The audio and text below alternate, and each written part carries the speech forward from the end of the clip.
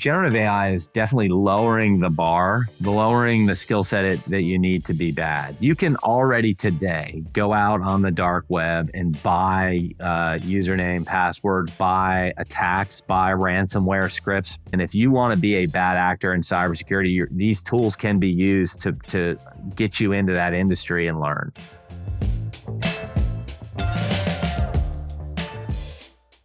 Brian Murphy, it's great to have you on the show. Great to be on the show. Thanks for having me. So you are the CEO of ReliaQuest, one of the fastest growing companies in the cybersecurity space today. I'm really excited to talk to you about the opportunities and threats generative AI poses for cybersecurity. So maybe to first set the stage, as you were seeing the capabilities of generative AI tools and the technology emerge over the past few years, when was the first moment you realized, generative AI is going to be a game changer for cybersecurity? And what was going through your mind when you first started playing with the technology, whether ChatGPT or other tools like that? I think, a lot of things have been building to this point, right? I think a lot of things have been building from just automation, right? Using code to automate and removing. We've always looked for ways to remove mundane tasks out of security operations. Let's let our teams, our talented security teams, and our customers work on the most creative projects. So it started with automation and machine learning and kind of the early days of AI. And the interesting thing about, ChatGPT and a lot of the LLMs and some of the more advanced AI is you're able to connect kind of what would normally take a human to rewrite or to put into a standard language. And now you can speed up that time for a security professional to do the most creative thing. And so for us, it's been fun to watch this progression. And you just started to see glimpses. But I'll say the most exciting thing is the willingness of large enterprises to leverage AI, where I think 5 years ago, there was just a little fear and uncertainty around it. And some of the more public facing, more consumer facing products, they've led the industry to be more open to it. So I think the willingness has been the most exciting part. Yeah, indeed. You mentioned that. I think generative AI definitely put AI on the map for numerous organizations today, especially enterprises who were hesitant on doing that. And you mentioned as well here the workflows of security teams, right? I want to unpack that in a bit more detail just to give listeners, a bit of a lay of the land of what it means to be a cybersecurity professional. I think many listeners today are more familiar with AI or generative AI, but today's episode, we're going to go into the cybersecurity angle of generative AI in a lot of ways. So maybe give us a primer on the challenges cybersecurity teams face in their day-to-day environment and the type of threats organizations face from a cybersecurity standpoint. It's a great question, and it's something definitely great to drill down on to demystify cybersecurity a little bit. I think we can all appreciate that data is everywhere. It's on the phone that you carry around, the applications you log into, your desktops, your servers, cloud environments, multi-cloud environments. And so especially for large enterprises and small startups, data sits everywhere. And there is important, whether it's, personal identification information or intellectual property for companies, healthcare information, all of these things that we want to protect, things that we wouldn't want out there, no different than, you wouldn't want your physical assets out in the open. It's why you lock your car doors. And so we want to lock all those data doors. But when data is everywhere, that becomes very challenging. And so when you're trying to secure that and trying to be that security guard to walk around the perimeter of everywhere that the data sits and make sure it's okay, very hard to do that without automation. And so the reason AI and automation is so important is it allows us to remove the things that take way too much time in security, all the noise, all the data that's either normal or the data that is not accretive to security, and remove it so we can focus on the most relevant data, right? So we call it removing the things that take a lot of time and the things that don't require a trained and skilled security professional to do, and get them out of the way. High time, low brain activity, mundane tasks, get them out of the way. So our security teams can go respond to actual things and make sure that nobody's breaking into those data virtual buildings, so to speak. Okay, that's really great. And maybe kind of expanding here on the type of threats organizations face, maybe walk us through the lay of the land of the different types of threats organizations face when their data is at risk. How is that data at risk in a bit more detail, maybe? One of the biggest things is still for-profit, right? Cybercrime is a for-profit industry. There's a lot of money in it. If I can get you to click on an email, I can do a ransomware attack. It's a relatively low-tech attack, and get somebody to click on a link. And if I can just do that enough times and I find somebody that gives me access to information that I can turn and sell, username, passwords, unique identification information, healthcare IDs, anything that would be valuable that I could turn around and sell for profit, or I click on it. It's ransomware. I'm encrypting a part of your business, keeping you from running and operating, and asking for you to pay a reference, and I'll give you the keys to unlock the code. So there's the cyber crime. There's nation state activity, right? I want to know what's happening in another country. The United States and its allies get attacked a lot. I want to know what's happening. What are they building? How are they thinking? I want to try and steal intellectual property that maybe helps us advance our systems a little bit faster. And then thirdly, and it's not as large as the crime and as large as the nation state activity, but hacktivism, right? I don't agree with something that's happening out there in the world, and I'm going to pool my capability with others, and we're going to take that thing down. And there's been some, just large, well-known attacks over time. So those are generally the three large buckets, and I'm generalizing that. But what they're looking for is just information to either discredit, information to hurt your brand, information they can sell, or a way to hold you hostage, or something they can turn and use to make them better. And that's really the gist. That's a really great lay of the land. And, we're going to talk about the ways generative AI can definitely accelerate the ability of cybersecurity teams to respond to these threats. But I'd be remiss while we're talking about threats not to talk about the ways generative AI as well can accelerate these threats, right? I think a lot of the time, early in the release of ChatGPT, we've seen a lot of examples of, the potential misuse of generative AI to accelerate something like phishing emails, for example, right? Maybe give us a walkthrough of where you think generative AI can accelerate the threats organizations face here from a cybersecurity standpoint. Generative AI is definitely lowering the bar, lowering the skill set that you need to be bad. You can already today go out on the dark web and buy username, passwords, buy attacks, buy ransomware scripts. And so what the generative AI allows you to do is then turn around and use that to create some of the ransomware emails so that they're more accurate. We've all gotten those emails that doesn't look right. There's a few things misspelled. The words aren't used correctly. Well, using this chat GTP capability where it's just closer, right? And it's really hard to tell. It's getting easier. And you send those out tens of thousands at a time, and you're going to get somebody to click on it. And so we are already seeing evidence. IBM recently did a study where they used AI to generate phishing emails, and the AI generated phishing emails were much more effective than ones that they had seen used in the past. And so it's just an example of one of the many threats where, um, you know, we are seeing the bar. It's not as difficult to get in. If you want to be a bad actor in cybersecurity, these tools can be used to get you into that industry and learn. Okay, that's really, really great, way of putting it. One additional risk that I've seen is that, with the risk of auto-generated code, and a lot of times, that could leave vulnerabilities that, a normal human would be able to spot or think about or prevent in their code generation process. Do you want to maybe comment about that particular risk of using generative AI in the enterprise, about, code generation and how it could leave vulnerabilities at certain points in time in your code base as an organization? Yeah, I think anytime you're depending on some third party, whether it's an outsourced service or it's an AI model to create something that's critical to your organization, you can't just fully rely that the AI model is right. You still have to go through your testing protocols, your security protocols, right? We can't just outsource that because it's not perfect. We know these things are trained and they're learning, and anything that's learning can be fallible. And so I think that there are opportunities where maybe it misses a line of code, or it misses an important logging capability in the code, something that the security team would need access to.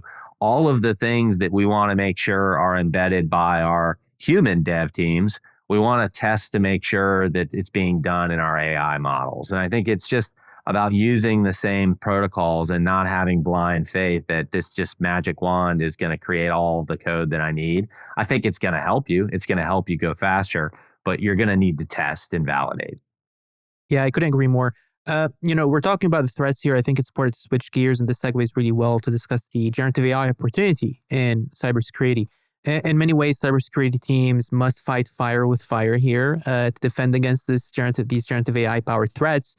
So maybe to set the stage, you mentioned this earlier that in the early days, we're here talking early days of traditional AI and machine learning is already being used to tackle cybersecurity challenges. So maybe before we talk about how generative AI specifically accelerates cybersecurity efforts, walk us through how traditional machine learning is used in cybersecurity today.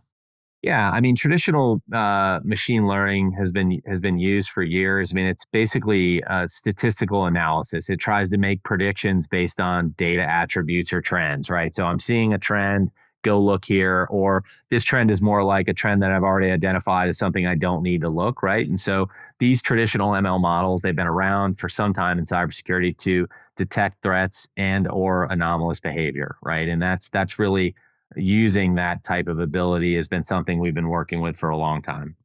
That's really great. And when you mention here, for example, generative AI being able to automate a lot of the mundane tasks that, cybersecurity teams have, maybe give us an example of what type of tasks here are going to be automated or augmented. And how can generative AI help cybersecurity teams, find the needle in the haystack, proverbially speaking here?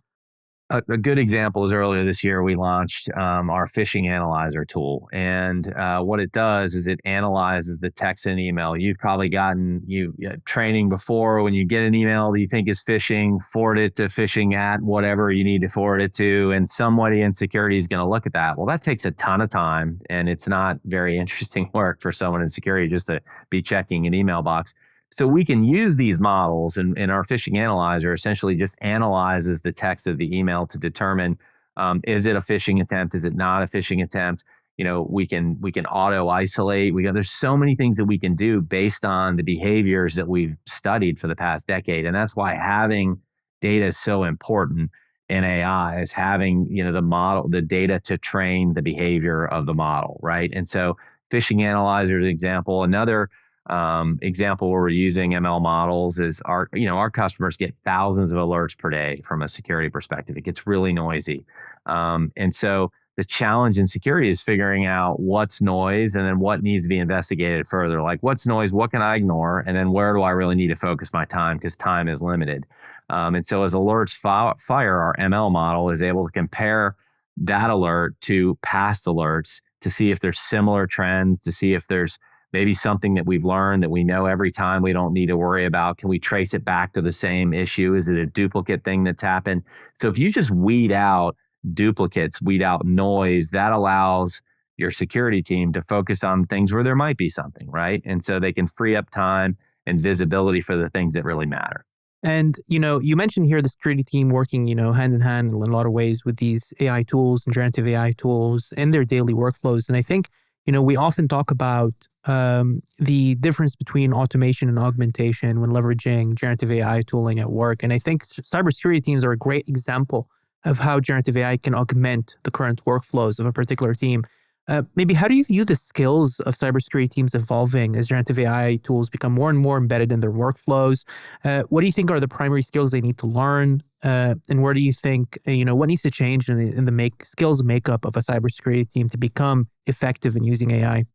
I think the dependency, if you look at, prior to automation, and really we're still in the middle of this transition now of, a security professional was really required to learn how to use specific tools. It was really, you would talk to people in security and they would talk about their expertise around a certain type of technology, not even a category, but like a specific tool. And that's not really security. We want people thinking about the data, thinking about where that data came from, thinking about the meaning of that data, the organization, why it's important, and helping the organization make accurate business decisions with accurate security information, not managing a tool, not running a technology, right? We want us interpreting the security information to help make business decisions with it.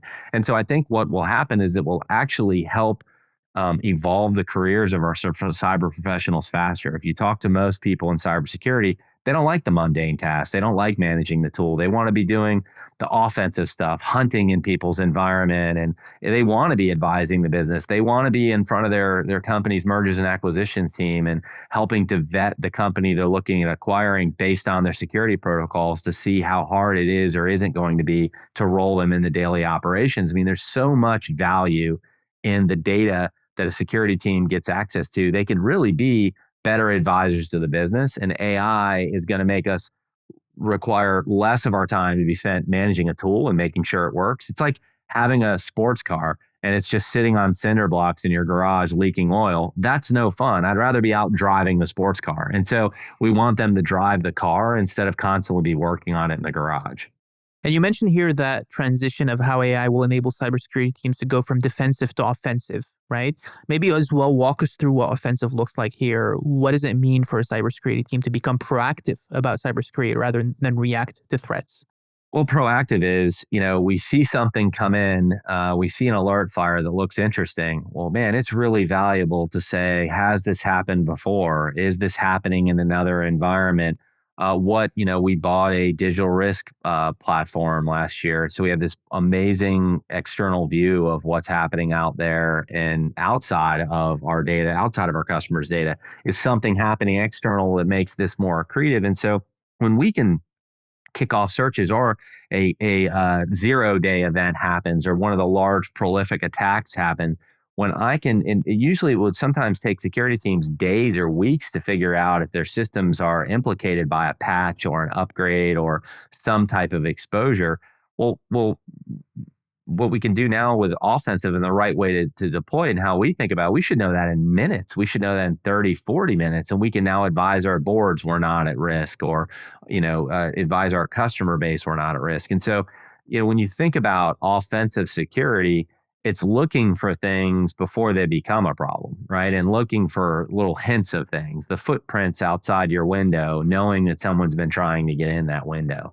And I think there's just so much power and the security teams of large enterprise are some of the most talented in the world, and leveraging automation to use their talents for the most accretive function, the best that they can be using it is that. I mean, that's the gold standard.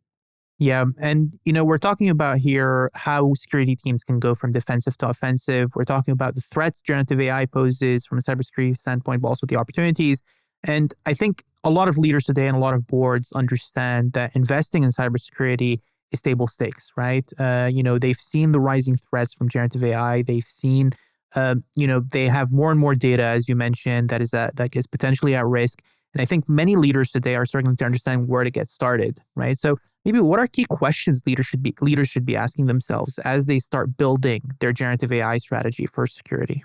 I think it's important to establish the comfort level. What are we comfortable doing with AI and what are we not comfortable doing? And that doesn't mean we're not going to get more comfortable over time, but I think you need a starting point. And, so why are we comfortable? And so it could be using generative AI in marketing. We see a lot of those tools happening right now. But from a cybersecurity perspective, here at ReliaQuest, the way we think about it is we are comfortable using AI to eliminate the things we know we don't need every time in a certain investigation. Like that is something that will do no harm in the environment. It frees up a lot of time. So for us, we start with how do we make security operations more efficient? So what can we remove out of the equation every time using AI? And then things that we're not comfortable. Personally, that last mile is so important. That last piece of an investigation, you want someone to look at and make sure that makes sense. Make sure there's not something going on like an acquisition or like something that maybe that model wouldn't know about, right? We want to apply and augment the security analyst, not replace the security analyst. And so I do think we'll continue to have more confidence along the way and use it for more. But I think it really is important for an organization to baseline what are we comfortable with today, ideal world where we would like to get, and then how do we need to educate ourselves to move from one to the next. And when you mention here, educate yourself to move from one to the next, what do you think are steps here to reach, that point of evolution as you start integrating AI more and more into your workflows? I think you really need to lean on industry partners. I think we have gotten, as an industry, especially in cybersecurity, there's information, ISAC groups, information sharing groups, and communities. We need to really leverage the collective knowledge, especially on, there's good actors and bad actors share better than good actors. So we've gotten a lot better at it on the good side of the equation, and we need to share those experiences and learn from each other. I think that the different AI based companies have done a good job of sharing blog posts. I know we put a lot of content out. So I think it's a collective effort. And that's where Chat GPT, when you have just board members downloading it and playing with it, that can be scary, but it's also great. It's raising awareness of the power. It's making people more open to it. So I think the overall being willingness to share what works and what doesn't will be great. Yeah, I couldn't agree more here. Now, one big question I think leaders have when it comes to generative AI, even for whether they're building products or not, I think this is even more foundational for cybersecurity purposes, is whether they should buy or build their own large language models. Um, what would you advise? What would be your advice here for anyone evaluating that trade-off, especially for cybersecurity purposes? And what data should organizations be looking at when training these large language models? Well, it's a lot. I think most organizations have faced this question of buy or build before, and whether it's their own internal apps, could be their app in the app store, right? It could be their mainframe technology or whatever they're running on. And so I think they need to use the same systems that they used then to determine to buy the build. Because is it speed you're looking for? Might be better to buy earlier days and then work towards building your own. If it's your data and that data is so secretive and so important to your business, well, you want to make sure you're not sharing that out into a public forum, right? And so I think they really need to go through: do I have the right skill sets? Do I have the people that can build it? And when do I need to start using this? What's the opportunity cost of it taking me a year longer to build my own than using one now? And so, I think you do have to be careful of privacy concerns, especially if you're in a domain with a lot of privacy issues.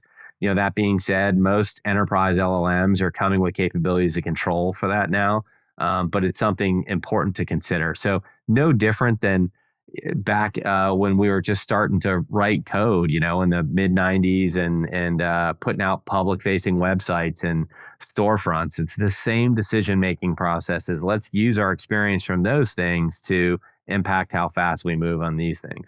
And, when advising leaders on what their first steps should be as they're, building out their generative AI and cybersecurity strategy, and as they evaluate these trade-offs, what do you think is the first step here? I always begin in any business issue, AI or others, what problem am I solving for? Like, why are we having this conversation? It's not that I want to be involved in AI. Let's start with the business problem I'm solving for. And work with other partners like legal, finance to understand both what the building is trying, what the building of that is trying to accomplish, as well as any legal or regulatory constraints you may have. Like, don't go down the road of building something when you haven't checked to verify that it doesn't trip. If you're in the financial services realm, there's a lot of just things that you have to be careful of there. So you want to check with your security teams. You want to make sure that it's well tested before we deploy it. So I just think for me, it starts with what problem are we solving for, and then making sure you have the right people around the table to help decide. Okay. And, when we're talking here about, applying generative AI to cybersecurity, I think there's also a cybersecurity angle to building generative AI apps and tools, right? Many organizations today are racing to build their own set of generative AI tools, products, experiences for their stakeholders, right? And they need to train it on their own data, whether that's fine tuning an existing open source model or a proprietary model, or, training a model from scratch on your own existing data. What are the security implications of training generative AI models around your own data?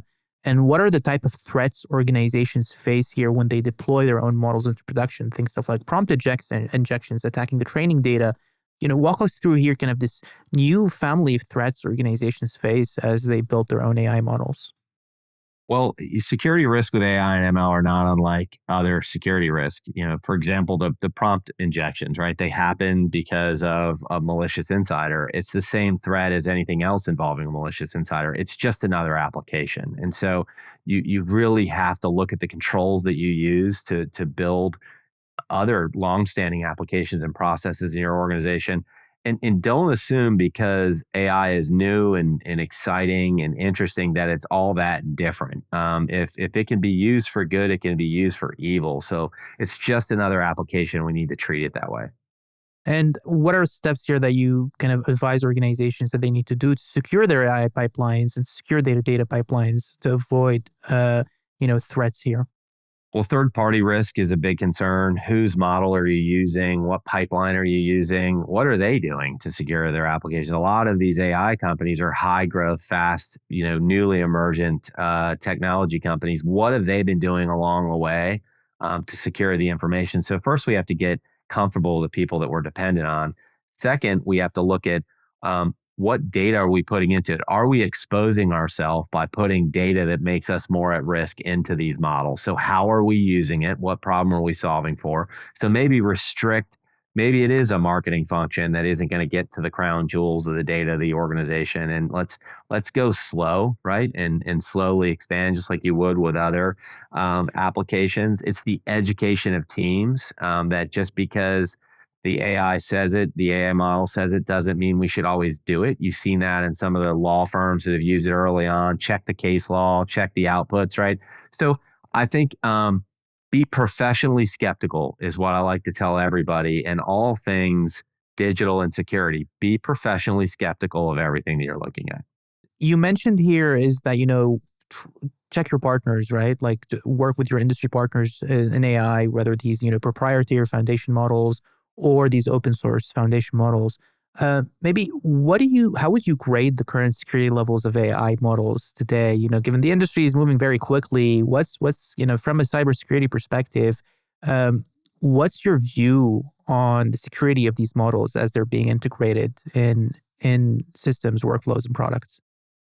I think the difficult challenge for some of the providers and some of the third parties in AI is they don't understand what's important for your security, right? They're building a one to many application. So they're not building this application to secure your specific use case. And what I would really think about is zoom out is when you talk to these providers and third parties about their models, be very specific with your use case in that model, right? And I would be very careful about the data that you put into the early models. Test it with data that they're not going to get you in trouble, right? And see how it works. And so I think it's an open and honest conversation as far as where they are in security. Again, there's no such thing as being 100% secure. Some of the models that we've looked at, they're making their best effort to build in checks and balances, to build in every time it's a sharing community. So every time they hear of something that hacks, they find a solution for it. So that's going to naturally happen. I have seen the response of those companies be quick and be deliberate when they do hear of something that's not working. So that's great. But that being said, they're not going to be 100%. So you really have to be accountable for what you're exposing your data to, and know that you cannot rely on a third party to be 100%. Okay. And, right now we talked about this with another guest on Data Frame. In a lot of ways, the AI space is like the Wild West at the moment. A lot of these foundation models are going out, a lot of these open source models are going out. And, the regulatory landscape is going to catch up and is catching up in many ways. Maybe walk us through, from a regulatory perspective, how you view, the privacy and cybersecurity conversation evolving over the next 12 months? What are you hopeful for? What are you most worried about here? Well, I think as we understand the regulatory, as those that pass the laws, that are on the staff, that are in the committees, that are researching things, the more they understand, the more complex this issue is going to get, right? I don't think there's one policy to rule them all here. And I do think you have to separate regulatory and compliance from security and privacy. Those are generally two separate things. And so if you're secure, you're more than likely compliant. If you're compliant and you get some assessment done, that doesn't mean you're secure. And so I think um, as companies wanting to leverage AI and wanting to use these things, focus on securing it. Don't focus on what government regulation you think is coming. Work within the regulations that exist today and know that if your security team can honestly say that you are doing everything you can to secure that information in that model and you can build a case for that, more than likely you're going to comply with whatever regulation comes out. And so that's generally the way I think about compliance is focus on securing your data and your compliance will come. If you just focus on being compliant, you may be leaving yourself way open for a breach or something that's going to hurt your brand. Okay. And then, taking a step back as well and thinking about the cybersecurity industry overall, maybe what are you most worried about in the next 12 months regarding AI accelerating cyber threats? And what are you most excited about AI accelerating cybersecurity? I'm not worried as much about too many things. I don't focus on the fear, uncertainty, and doubt of cybersecurity. I think there's a lot of opportunity in cybersecurity.